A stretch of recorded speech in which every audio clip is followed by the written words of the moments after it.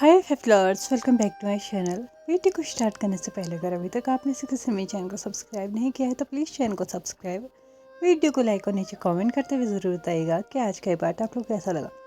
तो चलिए अवर broken hearts के नेक्स्ट पार्ट को एंड ऑल्सो लास्ट पार्ट को स्टार्ट करते हैं।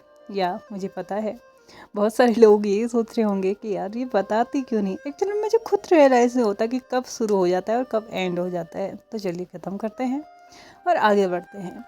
लास्ट पार्ट में हमने देखा था कि यहाँ पे विंग जो है ना किचन में काम करते हुए लेनवांग जी को देख रहा था और दूर से ये सोच रहा था कि क्या वो सही कर रहा है।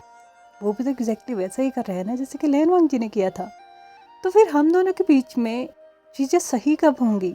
अगर हर एक चीज़ ऐसे ही रही तो आज वो नाराज़ होगा, कल वो उसकी स्थिति मेरी तरह हो जाएगी, फिर वो मुझसे नाराज़ हो जाएगा, फिर मैं उसे मनाने की कोशिश करूँगा। ऐसे तो हम पूरी लाइफ टाइम बस ऐसे ही रह जाएंगे और हम तो ऐसे इंसान हैं जो एक दूसरे से अलग होने के बारे में सोच भी नहीं सकते हैं। तो ये तो क्लियर है कि हम दोनों कभी अलग नहीं हो सकते। हम दोनों एक दूसरे से प्यार भी करते हैं, एक दूसरे की केयर करते हैं, बस अंडरस्टैंडिंग थोड़ी सी कम है। हमें उसे बढ़ाने की ज़रूरत है, ना कि ऐसे नाराज़ रह के एक दूसरे से अलग रहने की ज़रूरत है। विंग एक गहरी सांस लेता है और अपने कदमों को किचन की तरफ बढ़ा देता है। वो जैसे जैसे किचन की तरफ बढ़ रहा था ना, वो स्मेल उसको बहुत अच्छी लग रही थी जो कि लैनवांग जी बना रहा था। वो समझ चुका था कि लैनवांग जी क्या बना रहा है। उसके फेस पे हल्की सी मुस्कान भी आ चुकी थी, ये सोच के कि लैनवांग जी सच में उसके लिए बहुत सारे एफर्ट्स डाल रहा है। ऑफकोर्स उसने भी डाले थे, लेकिन वो कहते हैं ना जिस इंसान को कदर होती है वो थोड़ा सा में ही ना बहुत कुछ ढूंढने लगता है। ऐसा नहीं था कि लैनवांग जी के लिए लैनवांग जी कदर नहीं करता था, लेकिन जिस सिचुएशन में लैनवांग जी था, एक तो उस वक्त प्रेग्नेंट था और प्रेग्नेंट पर्सन्स की मूड स्विंग्स हो गए, ये सारी चीज़ें उनको बहुत ज़्यादा हर्ट करती हैं।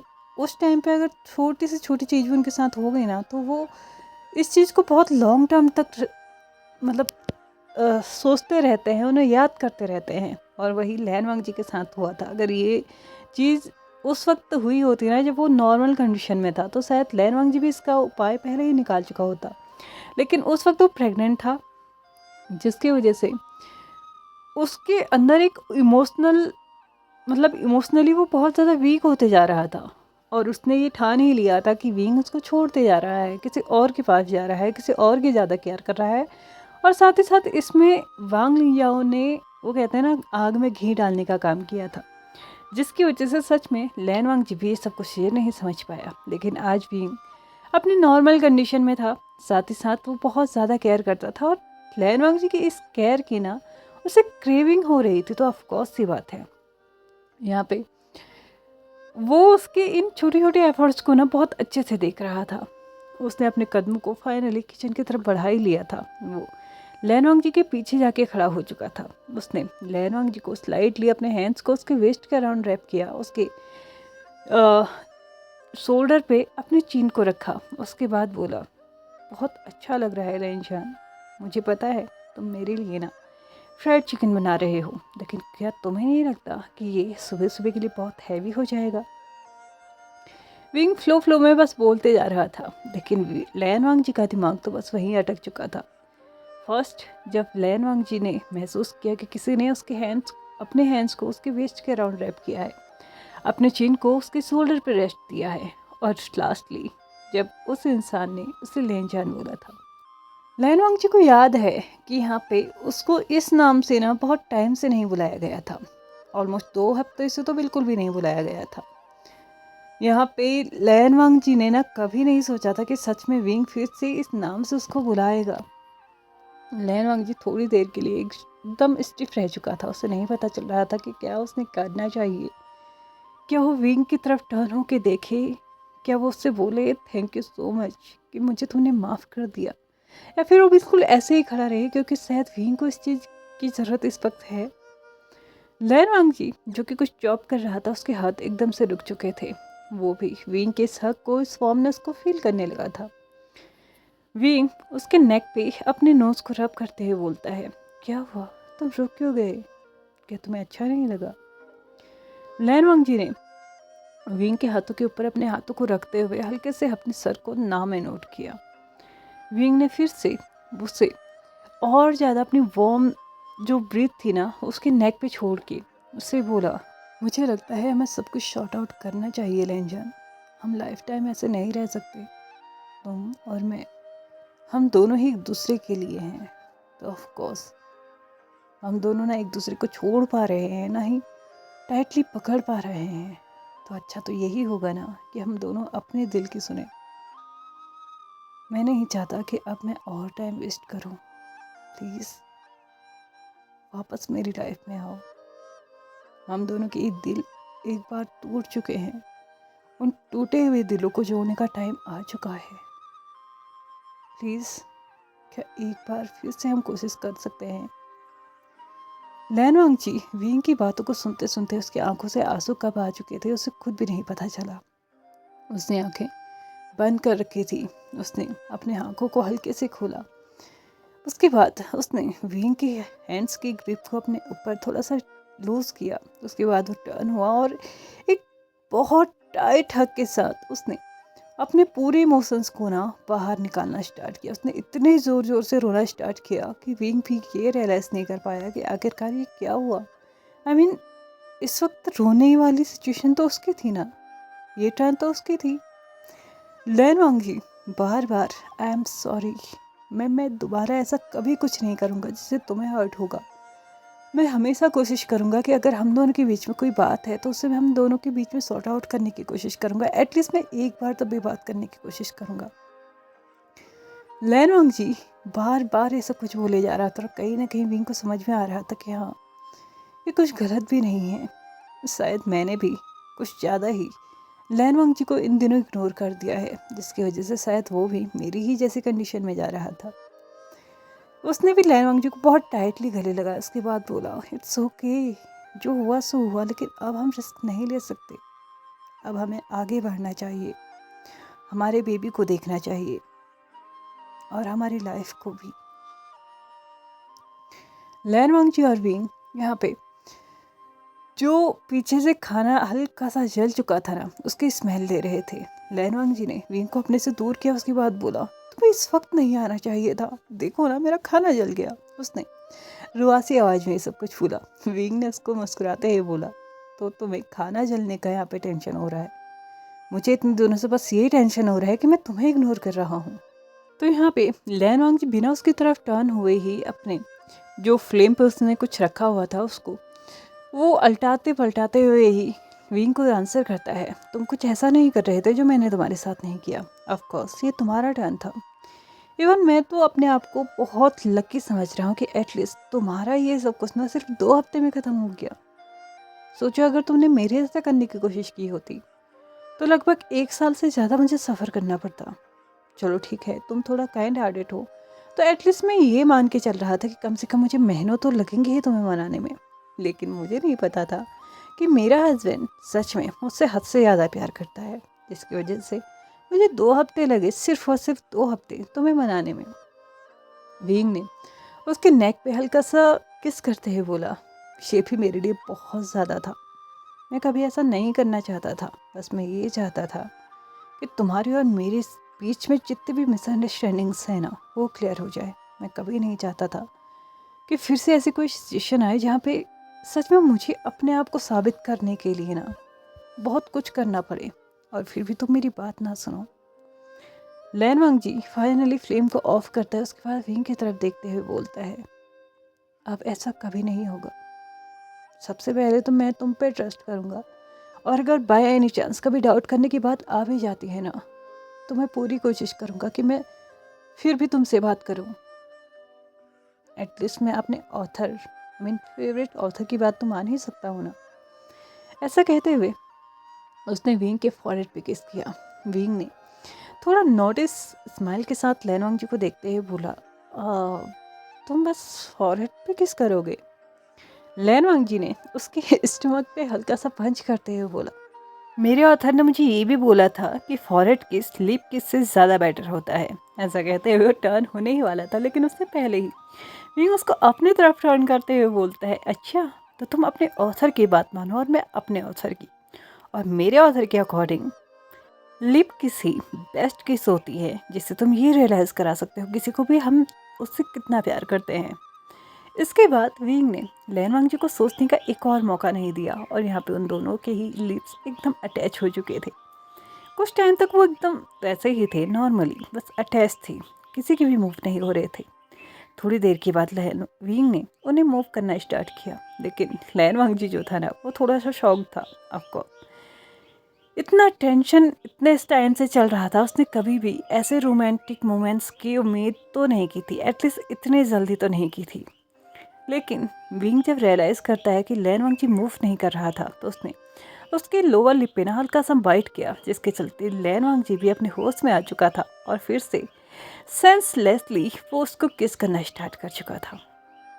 उन लोगों की ये किस ऑलमोस्ट 5 to 7 मिनट तक चली थी। दोनों ही ब्रीथ लेस हो चुके थे। उसके बाद फाइनली उन दोनों ने ही अपनी किस को ब्रेक किया था और एक दूसरे के फॉरहेड से अपनी फॉरहेड को अटैच करते हुए वो बहुत हैवीली ब्रीथ ले रहे थे। लैन वांगजी ने विंग से उस हैवी ब्रीदिंग के बीच में ही बोला, आई एम सॉरी, मैं सच में आज की बात कभी ऐसा नहीं करूँगा। आई नो मैंने ये पहले ही कर देना चाहिए था, लेकिन मुझे नहीं पता उस वक्त मुझे क्या हो गया था। शायद वो मेरी प्रेगनेंसी के मूड स्विंग्स थे, जिसकी वजह से मैं चीज़ों को नॉर्मली ले ही नहीं पाया। उस वक्त मैं सिर्फ एक चीज़ चाहता था कि तुम सिर्फ मेरे रहो, किसी और के नहीं। बट मुझे नहीं पता उस वक्त मेरे साथ ऐसा क्या हुआ कि मैं चीज़ों को और भी ज़्यादा नेगेटिवली लेने लगा। मुझे हर रोज़ ये लगता था कि तुम सिर्फ मुझे धोखा दे रहे हो। हर वक्त इमोशनली सोचता था। मैंने कभी भी इन चीज़ों को अपने ध्यान में ही नहीं रखा कि तुम्हारी और मेरी बॉन्डिंग कैसी थी। तुम मेरे लिए कितना कुछ करते थे। हम दोनों के बीच में बिना कही हुई चीज़ें भी सॉल्व हो जाती थी। बट आई एम सॉरी, जो कुछ भी हुआ मेरी गलती थी। मैं कोई भी एक्सक्यूज़ नहीं बना सकता। But I promise to you, next time ऐसा कभी कुछ नहीं होगा। मैं कभी भी ये सब कुछ करने के बारे में नहीं सोचूंगा। विंग लैन वांगजी के शीक्स पे अपने हाथ को रखते हुए बोलता है, इट्स ओके, आई नो मुझे भी समझना चाहिए था। उस वक्त सच में तुम इमोशनली बहुत ज़्यादा वीक थे और छोटी से छोटी चीज़ भी तुम्हें बहुत ज़्यादा हर्ट कर सकती थी। लेकिन जो हुआ वो हो चुका है, उसे अब बदला नहीं जा सकता। कुछ भी कर ले हम कितने टाइम तक इन चीज़ों को याद करते रहे, एक दूसरे को ब्लेम करते रहे, लेकिन फिर भी हम उसे चेंज नहीं कर सकते। हम अपने प्रेजेंट और फ्यूचर को अच्छे से इंजॉय कर सकते हैं। इस वक्त हम बस यही कर सकते हैं। उन दोनों के बीच में और भी अच्छे अच्छे डीप रोमांटिक मोमेंट्स स्टार्ट हो सकते थे, लेकिन इससे पहले ही उन्हें कमरे से किसी के रोने की आवाज़ आती है और ऑफ कोर्स वो कोई और नहीं था, युवान ही था। यहाँ पे लैन वांगजी और विंग दोनों ही एक दूसरे की तरफ देखते हुए बोलते हैं, हम तो भूल ही चुके थे कि हमारे पास युवान भी है। इसी के साथ विंग थोड़ा सा लैन वांगजी से डिस्टेंस बनाते हुए बोलता है, तुम अपना काम कर लो, मैं जाके उससे देख लेता हूँ। लैन वांगजी विंग का हाथ पकड़ते हुए बोलता है, अगर तुम्हें ये स्टूपिड थिंग ना लगे तो मैं चाहता हूँ कि आज के बाद युवान जब मॉर्निंग में उठे ना तो वो हम दोनों को एक साथ देखे। ऐसा नहीं है कि अगर तुम ऑफिस चले जाओगे और तब जाके युवान उठेगा तो मैं तब भी यही चाहूँगा, लेकिन जब हम घर पे होता है एटलीस्ट हमें उससे एक साथ मतलब विंग लैन वांगजी को अपनी तरफ खींचते हुए टाइटली हक करते हुए बोलता है, तुम ये सब कुछ इतना हेजिटेटली क्यों बोल रहे हो? मैंने बोला ना, जो हो चुका है वो हो चुका है, उस चीज़ को आप छोड़ दो, हमें आगे बढ़ना चाहिए। और तुम्हारा ये आइडिया मुझे परफेक्ट लगा। इवन मैं तो ये कहूँगा कि अगर बाय एनी चांस वो मेरे ऑफिस जाने तक उठे ना तो हम उसे उठा के जाएंगे, ताकि उसे ये पता लगे कि हम दोनों उसके डैड्स हैं। तो ऑफ कोर्स हमें उसे ये जताना भी होगा ना कि हम दोनों के बीच में कितना प्यार है। हमें उसे ये बताना होगा कि हम दोनों के बीच में कोई मिसअंडरस्टैंडिंग्स नहीं है, हम दोनों एक दूसरे की रिस्पेक्ट करते हैं, एक दूसरे की केयर करते हैं। तो हम दोनों को ये करना चाहिए, जितना हो सके उसके सामने हमें बहुत अच्छे तरीके से रहना चाहिए। ऐसा कहते हुए विंग और लैन वांगजी दोनों ही अपने शेयर्ड बेडरूम की तरफ बढ़ने लगते हैं। इसी के साथ लगभग 4 साल निकल चुके थे। लैन वांगजी इस वक्त बेड में था और अपने फीट्स को ना मतलब जो पैर होते हैं ना उनको हल्का सा मूव करने की कोशिश कर रहा था। लेकिन उसी वक्त विंग जो था ना वो अपने हॉस्पिटल से आ चुका था। विंग जैसे ही करते हुए देखता है तो वो लैन वांगजी से बोलता है, तुम ये क्या कर रहे हो? तुम्हें कोई प्रॉब्लम थी तो तुम्हें कॉल करना चाहिए था ना। ऐसा कहते हुए वो जल्दी से किचन में जाता है। ऑयल गर्म करके वो लैनवांग जी के पास पहुंचता है और लैनवांग जी के पैंट्स को जो लूजन पैंट पैजामास उसने अभी पहनी हुई थी उनको ऊपर करते हुए उसके फीट की मसाज करने लगता है। लैनवांग जी उसको बोलता है, तुम ये क्या कर रहे हो, छोड़ो मेरे पैरों को, तुम थक के आए हुए हो, अभी तुम्हें ये सब कुछ करने की ज़रूरत नहीं है। तो यहाँ पे विंग लैनवांग जी के फीट पे अपने फिंगर्स को ना डीप करते हुए बोलता है, ये देखो तुम्हारे पैरों में कितनी स्वेलिंग है, मुझे यकीन है आज दिन भर तुमने बहुत ज़्यादा काम किया होगा। मैंने तुमसे कहा था ना तुम्हें ये सब कुछ करने की ज़रूरत नहीं है, अगर तुम चाहो तो हम एक सर्वेंट को अफोर्ड कर सकते हैं, लेकिन तुम मेरी सुनते कहाँ हो। तो यहाँ पे लैनवांग जी अपने आईब्रोज को ऊपर उठाते हुए बोलते हैं, ये क्या कहा तुमने, सर्वेंट को? तुम्हें पता है ना हमें और ज़्यादा सेविंग्स की ज़रूरत है। पहले ही युवान अब स्कूल जाने लगा है और तुम्हारा सेकंड बेबी जो कि ऑलमोस्ट जन्म लेने ही वाला है, इसके ऊपर से तुम अपने खर्चे बढ़ाओगे? बिल्कुल नहीं। और वैसे भी मैंने ज़्यादा काम नहीं किया था, मैंने थोड़ा बहुत ही काम किया था। ऑफ कोर्स लैनवांग जी सेकंड टाइम प्रेग्नेंट था और इस वक्त वो 6 मंथ प्रेग्नेंट था। उसे अच्छे से याद था जब वो युवान के टाइम पे प्रेग्नेंट हुआ था ना, तो उस वक्त उसके पैरों में स्वेलिंग तो आई थी लेकिन इतनी नहीं जितनी अभी आ रही थी, और साथ ही साथ इतनी जल्दी भी आना शुरू नहीं हुआ था। इस वक्त तो उसका वॉर्म भी ना बहुत ज़्यादा बड़ा होते जा रहा था।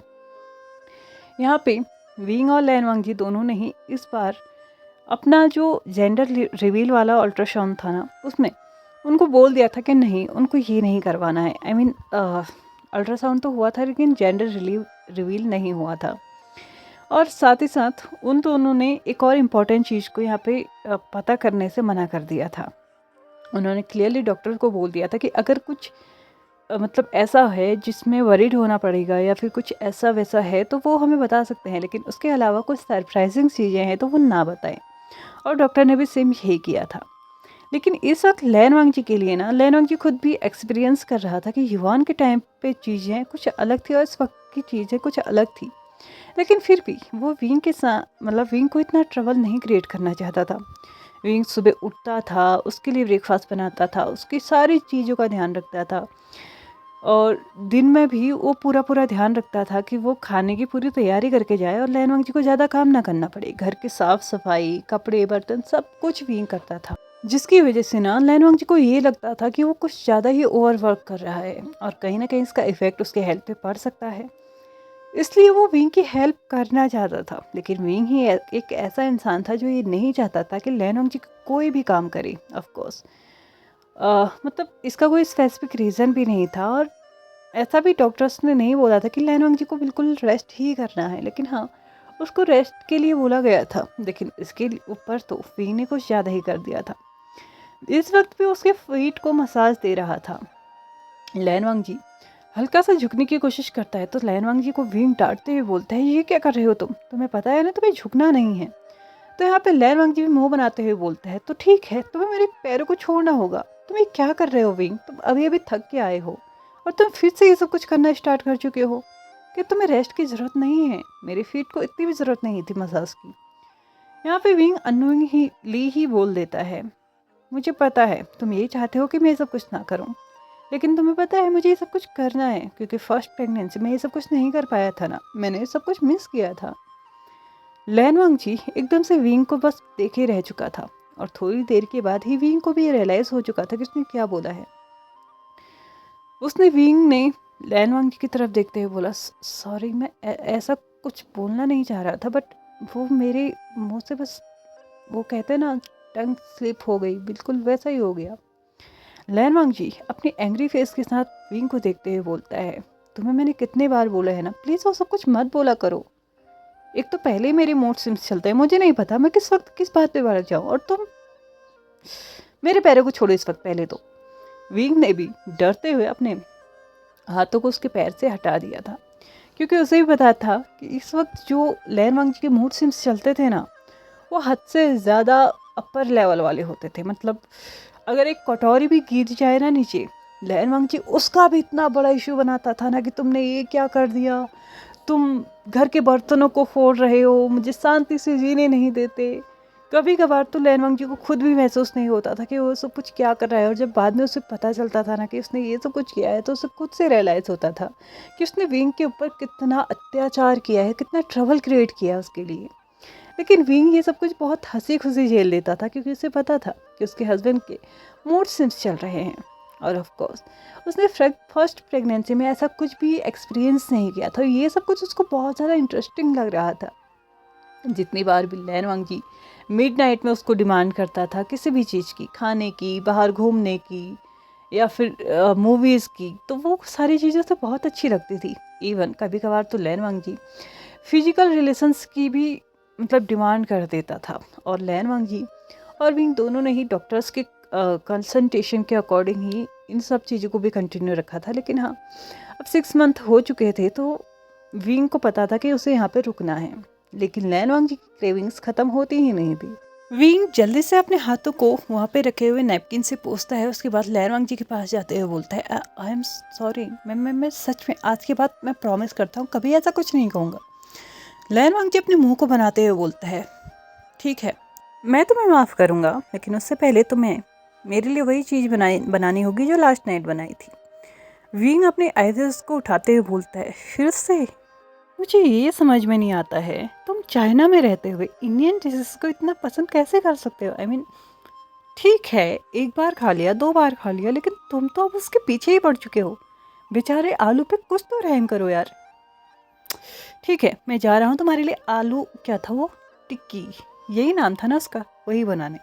लेकिन हाँ, इस बार तुम लिमिट में खाना, लास्ट टाइम तुमने वॉमिट किया था। लैन वांगजी बोलता है, ठीक है, मैं लिमिट में ही खाऊंगा, लेकिन तुम जल्दी से बना के लेके आओ, मुझे बहुत ज़्यादा क्रेविंग हो रही है। विंग भी मुस्कुराते हुए पहले वॉशरूम जाता है, कपड़े चेंज करता है, फिर बाहर आता है और वो अब किचन की तरफ बढ़ चुका था। लैन वांगजी मुस्कुराते हुए अपने बैली पे हाथ फेरते हुए बोलता है, देख रहे हो तुम्हारी डैडी अब धीरे धीरे इंडियन खाना भी सीख रहे हैं। और हाँ, जब तुम जन्म लोगे ना, मैं तुम्हें भी ये ज़रूर टेस्ट कराऊंगा, बहुत टेस्टी होता है। यहाँ पे इसी के साथ 3 महीने भी निकल चुके थे और फाइनली टाइम आ चुका था जब लैन वांगजी का फिर से ऑपरेशन होने वाला था। ऑफ कोर्स नॉर्मल डिलीवरी इस बार भी नहीं होने वाली थी। वैन किंग ने फिर से यही बोला था कि नॉर्मल डिलीवरी बहुत ज़्यादा रिस्की हो जाएगी, तो उन्हें ऑपरेशन ही करना होगा। लैन वांगजी ऑलरेडी हॉस्पिटल में था। यहाँ पे डॉक्टर्स ने इस बार तो क्लियरली बोल दिया था कि कुछ भी उन्हें खाने की ज़रूरत नहीं है। एटलीस्ट 1 घंटे पहले से उन्हें कुछ भी खाने की ज़रूरत नहीं है। लेकिन लैन वांगजी को फिर से क्रेविंग हो रही थी, वही जो लास्ट टाइम उसने मतलब अपने डिलीवरी के पहले खाया था ना, लॉट्स ऑफ वेजिस वाली चाइनीज़, उसी को खाने का मन कर रहा था। लेकिन यहाँ पे वैन किंग ने इस बार क्लियरली उन्हें वार्न किया था कि इस बार ये सब कुछ नहीं होना चाहिए। लेकिन विंग तो विंग है, ऑफ कोर्स पिछली बार कुछ नहीं हुआ तो इस बार क्या हो जाएगा, ये सोचते हुए वो मतलब सोच रहा था कि चोरी छुपे लैन वांगजी को ये सब कुछ खिला दे। लेकिन वैन किंग ये अच्छे से जानती थी कि विंग क्या करने की सोच रहा है, तो वो विंग से बोलती है, प्लीज़ समझने की कोशिश करो, ये सब कुछ मजाक नहीं चल रहा है। लास्ट टाइम चीज़ें अंडर कंट्रोल रही, इसका मतलब ये नहीं कि हमेशा रहेंगी, कुछ भी हो सकता है। प्लीज़, तुम्हें बेबी के जन्म लेने के बाद तुम्हें जो करना हो तुम वो करना, लेकिन अभी नहीं। और वैसे भी बस 10 मिनट बचे हैं, हम लैन वांगजी को ओटी में शिफ्ट करने ही वाले हैं। ऐसा कहते हुए वहाँ से जा चुकी थी। उसके हाथ में अभी भी वो बॉक्स था जिसके अंदर उसने वही नूडल्स रखे हुए थे, लेकिन वो दे नहीं पा रहा था क्योंकि ऑफ कोर्स वैन किंग ने अभी क्लियरली बोला था कि कुछ भी हो सकता है और वो जान के साथ तो नहीं खेल सकता, इसलिए उसने उनको वहीं रख दिया था और ये सोच के रख लिया था कि बाय एनी चांस उसे भूख लग जाएगी तो वो खुद ही खा लेगा। लगभग 3 घंटे निकल चुके थे और इस 3 घंटों में बहुत कुछ हो चुका था। लैन वांगजी ओटी से आईसीयू में शिफ्ट कर दिया गया था। विंग को 2 क्यूट सी बेबीज हुई थी, हाँ, बेबी गर्ल्स हुई थी। और इस वक्त उनका बड़ा भाई यानी कि युवान उनका ध्यान रख रहा था। वो मेक श्योर कर रहा था कि कोई बेबीज पे हाथ ना लगाए, कोई उन्हें किस ना करे, कोई उन्हें टच ना करे, कोई अननोइंगली ही उसके चीक्स को पिंच ना करे, नोज़ को पिंच ना करे, क्योंकि ये सारी चीज़ें उसकी डाडा यानी कि लैन वांगजी ने उसे बताई हुई थी। विंग और लैन वांगजी दोनों की फैमिली इस बार ऑन टाइम पहुंच चुकी थी, क्योंकि इस बार ना ही विंग ने ना ही लैन वांगजी ने कोई एक्सक्यूजेस बनाए थे और ना ही उन दोनों की जो फैमिलीज थी उनकी लाइफ में कोई भी कुछ भी हुआ था। इस बीच जैन चैंग को भी बेबी हो चुका था और वो इस वक्त 3 साल का था। हाँ, युआन से 1 साल छोटा था। यहाँ पे सभी लोग बहुत ज़्यादा खुश थे और विंग बस वेट कर रहा था कि कब लैनवांग जी होश में आएगा, और उसका इंतज़ार भी ख़त्म हुआ। लेकिन 3 घंटे के बाद फाइनली लैनवांग जी को होश आ चुका था। विंग और लैनवांग जी दोनों ही उसके रूम में थे, आई मीन हॉस्पिटल रूम में थे। उन दोनों के ही हाथ में उनके एक एक बेबीज थे। हालांकि लिविंग ने अपना एक हाथ अभी भी लैनवांग जी के मतलब जहाँ पे कट लगा हुआ था ना सिजेरियन ऑपरेशन का, उसके ऊपर रखा था ताकि उसके स्टिचेस पे कोई दिक्कत ना हो। और वो दोनों ही उन दोनों बेबीज़ को देख रहे थे और मन ही मन में ये सोच रहे थे कि फाइनली हम दोनों की लाइफ, हम दोनों की फैमिली, हर एक चीज़ कंप्लीट हो चुकी है। अब हमें बहुत ही प्यार से रहना है और इन तीनों का ध्यान रखना है। विंग ने लैनवांग जी के पहले फॉरहेड पे किस किया और हल्के से उसके लिप पे भी किस किया। उसके बाद बोला thank you so much for this beautiful gifts. लैनवांग जी ने आंसर करते हुए बोला ये गॉड गिफ्ट्स हैं, मैंने नहीं दिए हैं। विंग ने फिर से उसके लिप्स पे किस करते हुए बोला ऑफ कोर्स ये तुमने ही दिए हैं। अब इन दोनों को फैसला करने दो कि किसने किसको क्या दिया, और हम इस एफएफ को यहीं पे कंप्लीट करते हैं। तो चलिए फ्रेंड्स, आज के इस एफएफ और इस लास्ट पार्ट को कंप्लीट करते हुए वीडियो पसंद आए तो प्लीज़ लाइक से सब्सक्राइब एंड कमेंट करते हुए जाइएगा। Thank you so much for watching my video and bye bye.